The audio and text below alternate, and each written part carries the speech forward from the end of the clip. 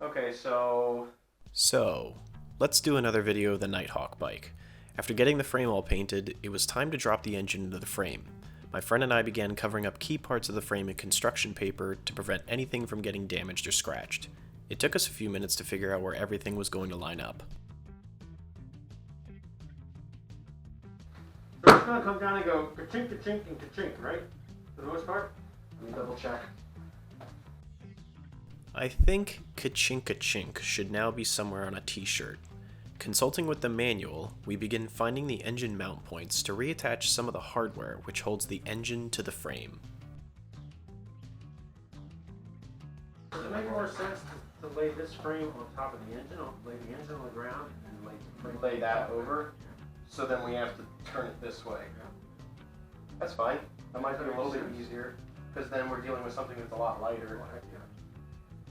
As described in the video, we realized it would be much easier to lay the engine on its side and lower the frame over it.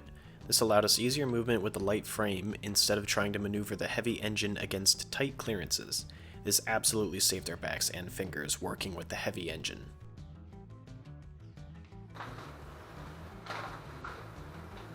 Okay, George, that's it.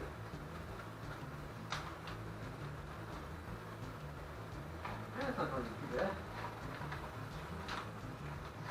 Whoa, stop. How's this going to go? So this needs to line up with one of these holes. No. Yeah. Oh, is it? So there's not This a one bracket does. going. After some careful finagling, the frame is now resting in the approximate final location. Afterwards, it comes down to referring to some before pictures I had taken to see the orientation and location of some of that mounting hardware. It's definitely a good idea to take plenty of before pictures with plenty of light to make sure you know where things go after the fact. Sometimes in manuals, they don't really do a good job of giving any visual clues on orientation or the length of some of the bolts. As a side note, where have I been? Well, COVID happened and I got a new job and I moved, so honestly some of my motivation for this project has been a little bit lacking. We can talk about that another time, but I haven't given up on the project yet.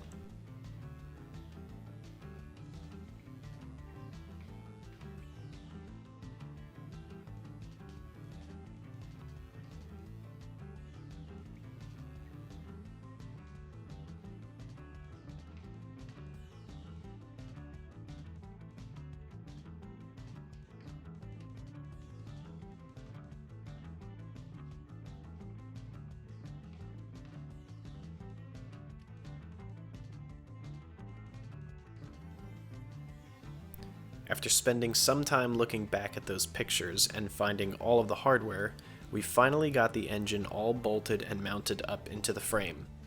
Certainly a very big moment for the project bike. Now we just need a way to sit it upright and have a way to move it around.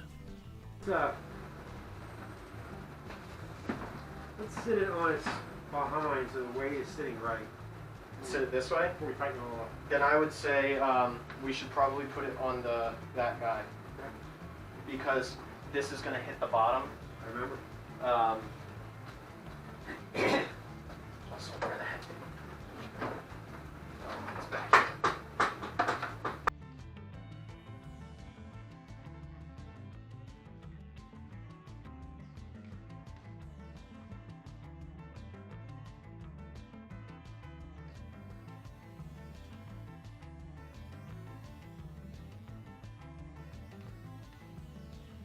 We did that pretty smart having this thing laying there Yeah, really. for two old people.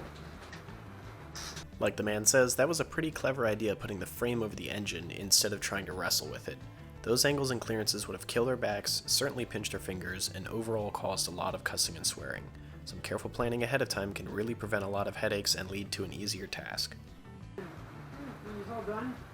The hardest part was taking all the intricate parts and sanding them down on this, and then prepping them for paint, and then painting, and then this and that and the other thing. And it just took forever. You gotta throw your hat over, you know what I've always said, get that hat over the fence and get going with it, otherwise it will sit forever. So you just gotta say, you know what, tonight's this, tomorrow's that.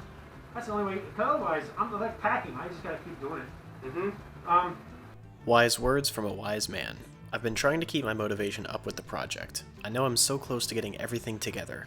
I think a few big issues for me were the total scope of the project, space I had available in my garage, other interests, and not seeing the light at the end of the tunnel. I'll keep chipping away as time goes on. After getting this on top of the wooden frame, I put it on wheels for easier movement. If you caught it during some of the clips, there were a few areas on the bottom of the frame which didn't get painted. I wrapped the whole thing in construction paper like a blanket, leaned it forward off the frame, and then painted underneath. Since then, it's pretty much just been sitting like this in my garage. In my new place, however, I have a basement and plenty of room to store extra parts, my 3D printers, my electronic parts and equipment, lots of stuff. This has freed up a lot of room in the garage and will make working on this and other projects much easier. Thanks again for watching. In the next video, I believe I have some brake parts, the steering column, and other things to install and repair. Let's get cracking.